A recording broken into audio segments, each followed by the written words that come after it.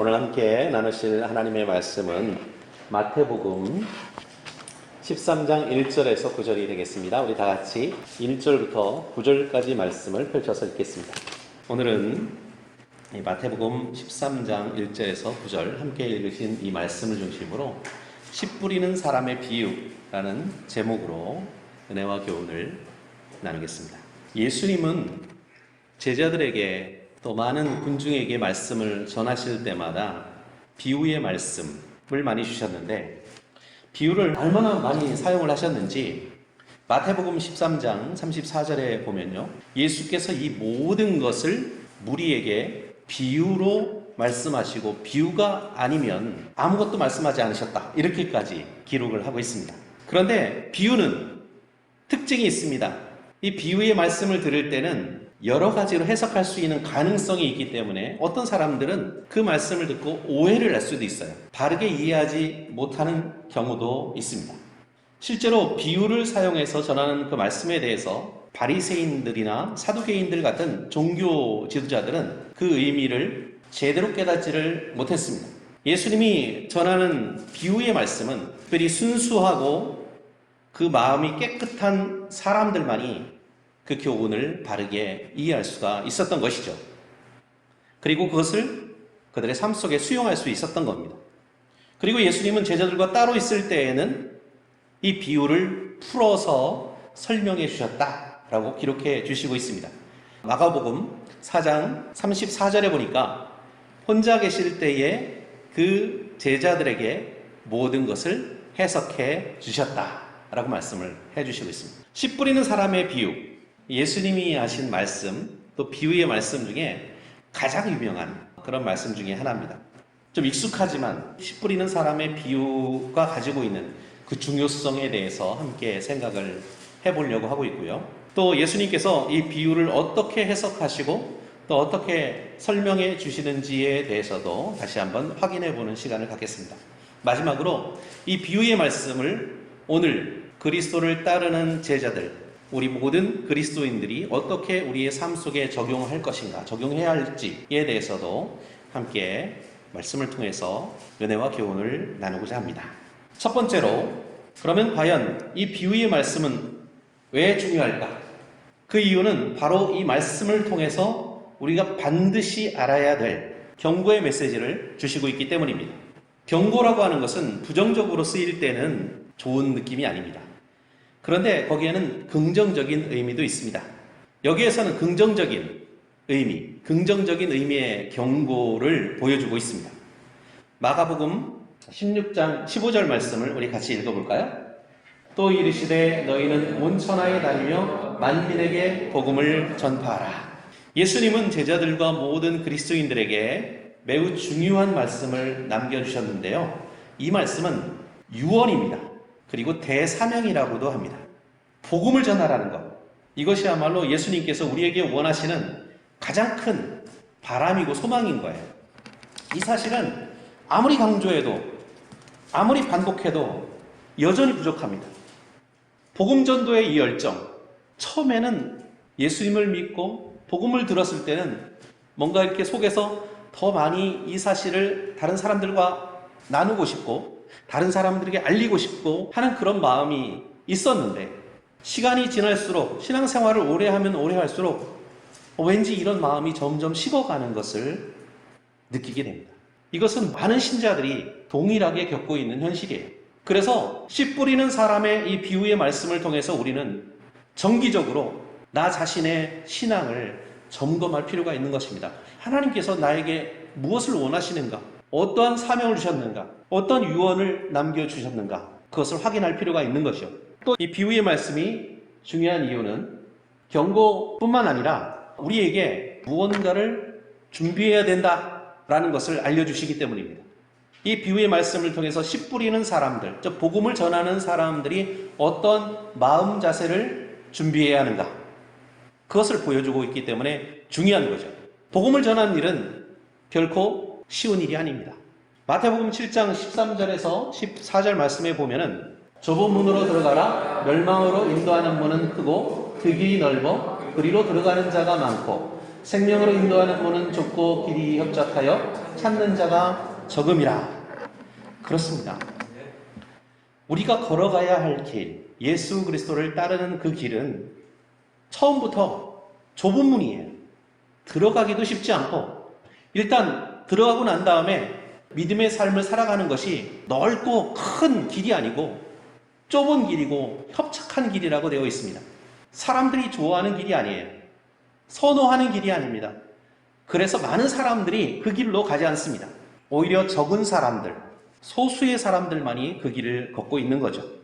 그러나 성경은 오히려 많은 사람들이 선호하는 그 길, 많은 사람들이 가고 많은 사람들이 들어가고 많은 사람들이 걷고 있는 그 길은 멸망으로 인도하는 문이고 길이다. 이렇게 평가를 하고 있습니다. 무엇보다도 이 비유의 말씀이 중요한 이유가 또 있는데, 그것은 경고와 준비, 그리고 마음에 대해서 메시지를 주시고 있기 때문입니다. 자, 이 비유를 보면요, 총 4가지 종류의 땅이 나옵니다. 여기서 땅은 무엇일까요? 사람들의 마음이죠. 그 중에 첫 번째, 뿌릴새 더러는 길가에 떨어짐에 새들이 와서 먹어버렸고, 마태복음 13장 4절에 있는 말씀입니다. 길가와 같은 마음이 있다는 거예요. 또 어떤 마음이 있습니까? 더러는 흙이 얕은 돌밭에 떨어짐에 흙이 깊지 아니하므로 곧싹이 나오나. 돌밭과 같은 마음이 있다는 거예요. 또 세 번째는 더러는 가시떨기 위에 떨어짐에 가시가 자라서 기운을 막았다. 이렇게 말씀하고 있습니다. 무엇과 같은 마음? 가시떨기 같은 마음이 있다는 거예요. 또 어떤 마음이 있습니까? 더러는 좋은 땅에 떨어짐에 어떤 것은 100배, 어떤 것은 60배, 어떤 것은 30배의 결실을 하였느니라. 좋은 땅과 같은 마음, 그런 심령이 있다는 겁니다. 이렇게 사람의 마음의 종류, 또 우리가 복음을 전할 때, 또 우리가 만날 때, 또 실제로 우리의 마음도 마찬가지입니다. 우리의 마음에도 이렇게 다양한 종류의 마음들이 있다는 거예요. 그래서 어떤 사람들의 마음은 가시나무와 같은 줄기와 빽빽한 그런 땅과 같은 마음이 있고요. 어떤 사람의 마음은 기름진 좋은 땅과 같은 그런 마음이 있다는 겁니다. 이렇게 예수님은 이 비유의 말씀을 통해서 우리 그리스도인들이 복음을 전해야 될 대상이, 또 당위성이 무엇인가를 말씀해 주고 있는 겁니다. 복음을 전해야 될 그 사람들의 마음의 상태가 얼마나 다양한지, 좋은 땅과 같은 마음을 가진 사람들을 찾기가 얼마나 어려운지도 우리의 현실에 대해서 교훈을 주시고 있습니다. 둘째로 마태복음 13장 18절에서 23절, 우리가 다 읽지 않았지만 이 말씀에는 매우 중요한, 예수님이 이 비유를 제자들에게 설명해 주는 부분이 나옵니다. 자, 먼저 무엇에 대해서? 길가에 대해서 설명을 해주시고 있는데요. 아무나 천국 말씀을 듣고 깨닫지 못할 때는 악한 자가 와서 그 마음에 뿌려진 것을 빼앗나니 이는 곧 길가에 뿌려진 자요. 자, 길가라고 말씀하고 있어요. 길가와 같은 마음이 있다. 길가와 같은 마음은 어떤 마음일까요? 하나님의 말씀을 듣지만 깨닫지 못해요. 자, 우리 호세아서에 보면요, 이와 비슷한 또 말씀이 있습니다. 4장 6절에 같이 읽어보겠습니다. 시작. 내 백성이 지식이 없으므로 망하는도다. 내가 지식을 버렸으니 나도 너를 버려 내 제사장이 되지 못하게 할 것이요. 내가 내 하나님의 율법을 잊었으니 나도 내 자녀들을 잊어버리리라. 이 말씀을 보면요, 하나님은 호세아 선지자를 통해서 하나님의 백성인 이스라엘 백성이 바로 하나님을 잊어버렸다. 그들이 지식과 하나님에 대한 지식과 율법을 알지 못함으로 말미암아서 잊어버렸기 때문에 나도 그들을 잊어버리겠다, 잊겠다고 이렇게 말씀하고 있는 거예요. 경고의 말씀이죠. 바로 그렇습니다. 길가에 떨어진 씨앗에 비유하고 있는 사람들은 어떤 사람들인가? 그 마음은 어떤 마음인가?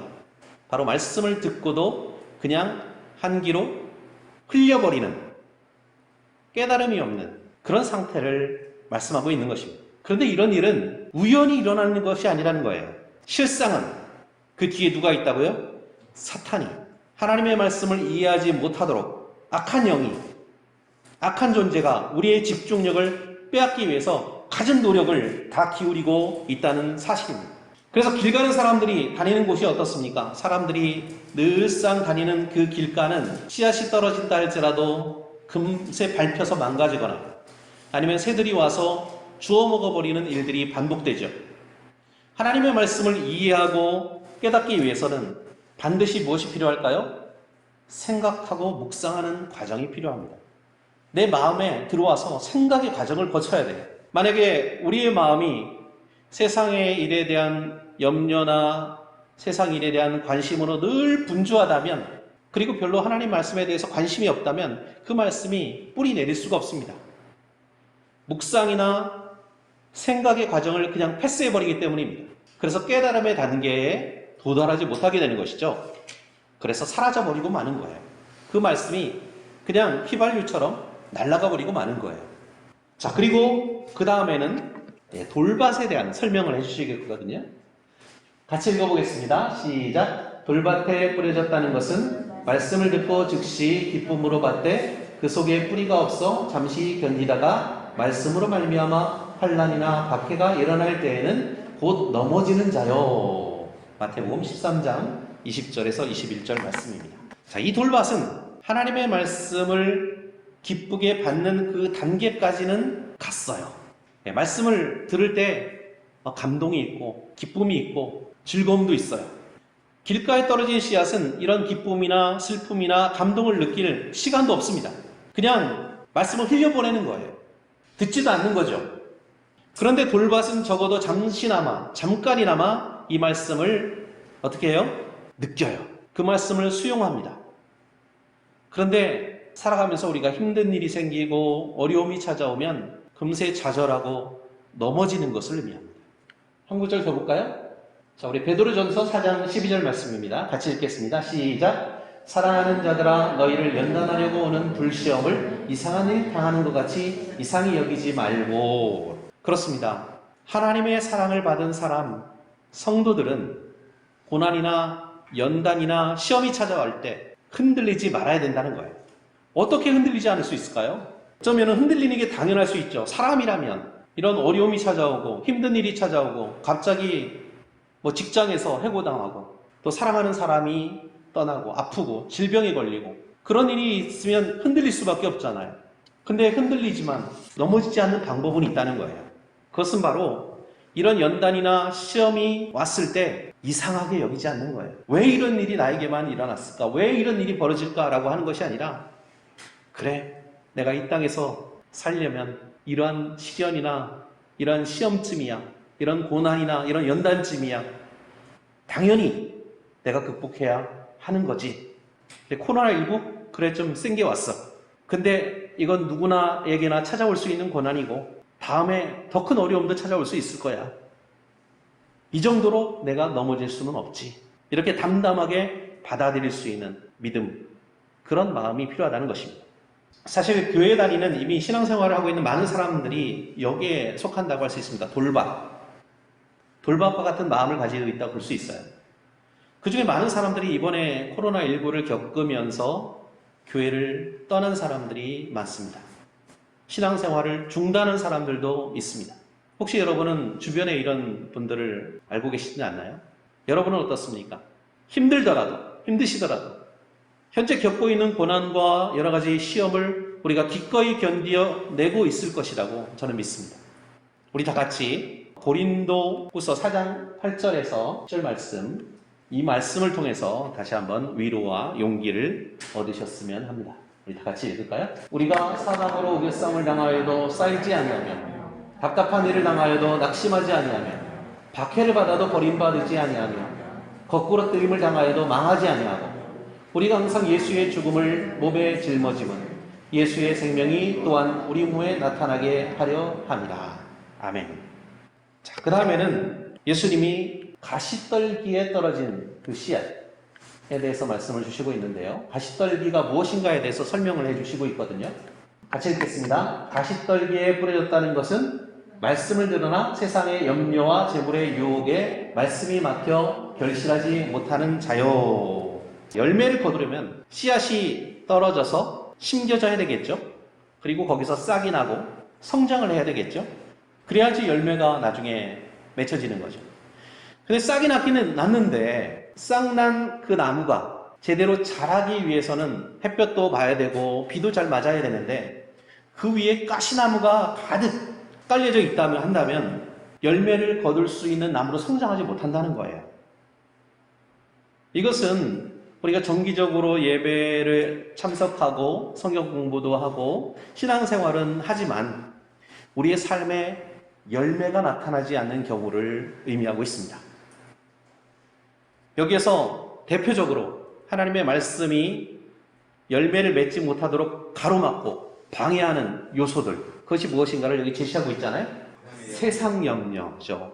재물의 유혹, 이런 것들 때문에 열매를 거둘 수 있을 정도로 성숙한 나무로 우리가 성장하지 못한다는 거예요. 어쩌면 우리는 이렇게 두 마음을 품고 살고 있는지도 모르겠어요.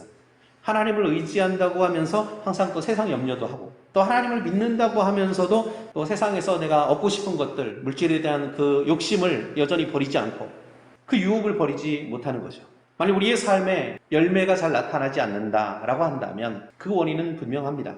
그것이 어떻게 고쳐져야 될지, 어떻게 바꿔야 되는지 그 부분에 대해서 말씀, 이 구절은 우리에게 도전을 주시고 있습니다.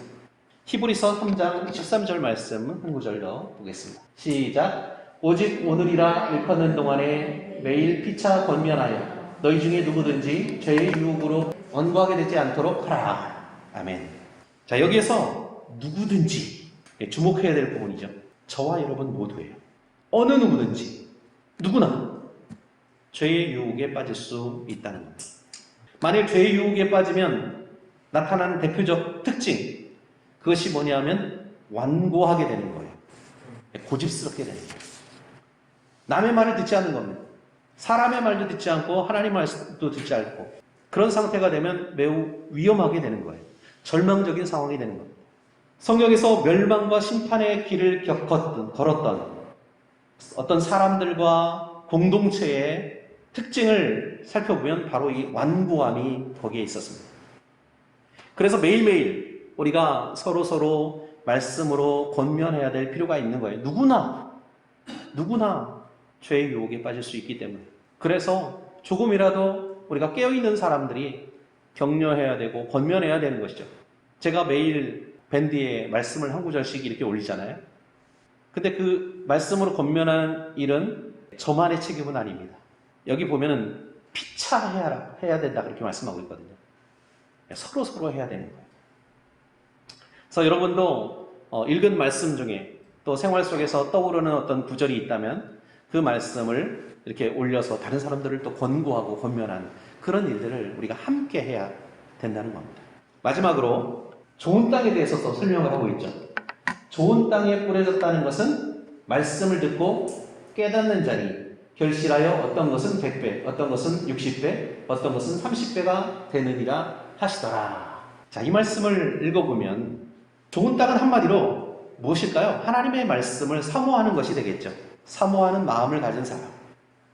하나님은 이렇게 선한 의도로 하나님 말씀을 읽고 듣고 공부하기를 좋아하는, 즐거워하는 그런 사람들에게 무엇을 해주실까요? 자기를 보여주셔요. 하나님의 뜻을 나타내 보여주십니다. 가감없이 하나님의 어떤 분인가, 하나님의 뜻을 보여주시는 거예요. 그래서 좋은 땅과 같은 그런 마음을 가진 사람들은 하나님의 말씀을 읽을 때 듣고 깨달을 수 있는 사람들입니다. 마태복음 같이 읽겠습니다. 5장 8절 시작. 마음이 청결한 자는 복이 있나니 그들이 하나님을 볼 것이며. 자, 하나님께서 8가지 복을 받을 수 있는 길에 대해서 마태복음 5장에 말씀하고 있는데 팔복이라고 하죠.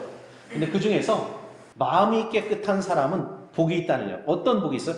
하나님을 본다는 거예요. 그래서 하나님 본다는 것은 하나님은 어떤 분이에요? 영이시기 때문에 볼 수가 없어요. 눈으로는. 그럼 우리가 마음으로 본다는 거잖아요. 자, 우리가 마음으로 하나님을 어떻게 볼 수 있어요? 하나님의 뜻, 하나님의 말씀을 우리가 깨닫게 된다는 것을 의미합니다. 하나님이 어떤 분인지, 하나님 무엇을 좋아하시는지, 하나님이 우리를 위해서, 이 세상을 위해서 어떤 계획을 가지고 있는지를 알 수 있게 밝히 보여주신다는 그런 말씀이죠. 그래서 좋은 땅과 같은 사람은 하나님의 말씀을 듣고 깨달을 수 있다는 겁니다. 자, 여기에 보면은 풍성한 열매를 맺습니다. 이런 사람들은, 좋은 땅과 같은 사람들은 100배, 60배, 30배 이렇게 풍성한 열매를 맺을 수 있다는 거예요. 실제로 예수님은 오병이어로 몇 명을 먹이셨어요? 5,000명 먹이시죠. 그리고 몇 바구니가 남았어요? 12바구니로 가장 많은 5,000명을 먹이시고 12바구니를 더 채울 만큼 풍성하고 넘치도록 채워주신 것을 봅니다. 좋은 땅과 같은 마음을 가지고 있는 사람은 환난이나 세상의 염려에도 불구하고 시련과 마귀의 시험에도 불구하고 그것을 견뎌내고 이길 수 있는 그런 힘이 있다는 겁니다. 에너지가 있다는 겁니다. 바로 말씀에 대한 기본적인 자세가 다르기 때문입니다. 사도행전 2장 37절을 보겠습니다. 자, 어떤 자세가 필요한가? 같이 읽겠습니다. 시작. 그들이 이 말을 듣고 마음이 찔려 베드로와 다른 사도에게 물어 이르되 형제들아 우리가 어찌할꼬 하거늘. 사도행전 2장 37절 이 말씀은 베드로가 하나님의 말씀 복음을 선포할 때에 그 말씀을 들었던 사람들이 어떤 반응을 보였는가를 설명해 주고 있습니다. 어떤 반응을 보였습니까? 그 말씀을 듣는 사람들은 마음이 찔렸어요. 마음으로 그 말씀을 받아들인 거예요. 그리고 그 마음이 도전을 받은 거예요. 찔렸다는 것은 뭡니까? 이게 찔리면은 뭔가 변화가 일어나야 돼요. 바꿔야 되는 거예요. 고통스러운 거잖아요. 찔린다는 것은. 그래서 무엇을 바꿔야 하는지를 스스로 묻는 거예요. 우리가 어찌할고 어떻게 변화되면 좋겠습니까? 우리가 어떻게 우리의 삶과 우리의 자세를, 우리의 태도를 바꿔야 되겠습니까? 라고 제자들에게 물었던 겁니다. 이것이 바로 그들의 마음 밭이 좋은 땅이었다 라고 하는 것을 보여주는 증거입니다. 말씀을 들었으면 뭔가 변화가 있어야 된다는 거예요. 찔림이 있어야 된다는 거예요. 열매가 나타나는 방향으로 나아가야 된다는 것입니다. 그리고 대부분의 경우는 어떤 열매? 그것은 우리의 말과 언어와 우리의 행동, 우리의 삶으로 나타나는 그런 열매를 가리키고 있습니다. 오늘 우리가 씨 뿌리는 사람의 비유를 통해서 얻는 교훈, 그것은 바로 우리 그리스도인들이 말씀의 씨, 복음의 씨를 뿌리는 사람이라는 것을 보여주고 있습니다. 근데 갈라디아서 6장 9절을 보면 선한 일을 하는 데 있어서 항상 낙심할 때가 있다는 거예요. 그리고 걱정할 때도 있고 힘든 그런 순간들이 있다는 겁니다. 그 과정이 생각보다 지리하고 느리고 또 생각보다 답답합니다. 결과가 잘 나타나지 않아요. 그런데 만약에 그것이 하나님께서 원하시는 일이라면, 하나님께서 기뻐하시는 일이라면 비록 그 과정이 힘들지만, 그 과정이 느리지만 때를 기다려야 된다라고 하는 것이죠. 디모데후서 4장 2절 말씀에 보면요, 너는 말씀을 전파하라. 때를 얻든지 못 얻든지 항상 힘쓰라. 범사에 오래 참음과 가르침으로 경책하며 경계하며 권하라. 이 말씀을 주시고 있습니다. 우리가 자발적으로 적극적으로 복음의 씨를 뿌리고 하나님의 말씀을 전하는 일에 그럼에도 불구하고 힘써야 된다는 거예요. 그래서 우리가 씨 뿌리는 사람의 비유를 통해서 얻을 수 있는 교훈, 그것은 무엇일까? 복음의 씨를 뿌릴 때 하나님의 말씀을 듣기도 힘들어하는, 듣는 것도 힘들어하는 사람들이 있다는 거예요. 그런 사람들도 있다라는 것을 알게 되었고요. 그리고 그 말씀을 듣고도 들었지만 그럼에도 불구하고 삶 속에서 시련과 고난이 왔을 때 그것을 극복하지 못하고 있는 사람들도 존재한다. 그런 사람들도 있다는 것을 알 수가 있습니다.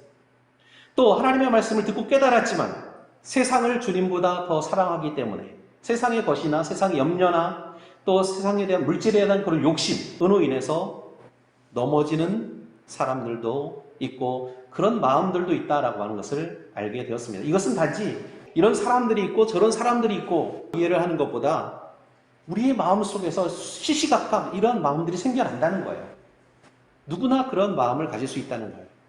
말씀을 들으면서도 딴 생각할 때가 있잖아요. 그 말씀을 듣고 뭔가 내가 감동은 받았지만 자꾸 세상의 염려, 걱정 때문에 금방 그 말씀에 대한 기억이나 깨달음을 잊어버리는 때도 있다는 겁니다. 이 비유의 말씀은 바로 우리 자신들에게도 적용할 수가 있습니다. 과연 나는 어떤 땅이 될 것인가? 어떤 종류의 땅인가? 어떤 종류의 땅에 가까운가?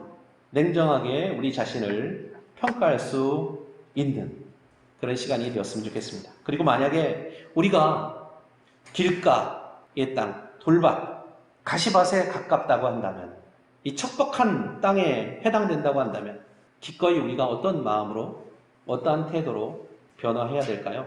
기꺼이 회개할 수 있는 마음, 좋은 땅, 언제든지 바꿀 수 있는 마음의 태도, 준비, 그것이 되어 있어야 된다고 하는 것입니다. 과연 저와 여러분 변화될 준비가 되어 있나요? 변화할 준비가 되어 있나요? 항상 좋은 땅의 상태를 유지할 수 있는 저와 여러분이 되시기를 바랍니다. 마태복음 13장 9절을 보면 귀 있는 자는 들으라 라고 말씀하고 있고요. 로마서 10장 17절에는 그러므로 믿음은 들음에서 나며 들음은 그리스도의 말씀으로 말미암았느니라 라고 말씀을 주시고 있습니다. 믿음은 들음에서 나오는데 여기서 듣는다는 것은 단순히 우리가 귀로 듣는 것을 의미하는 건 아닌 것 같아요.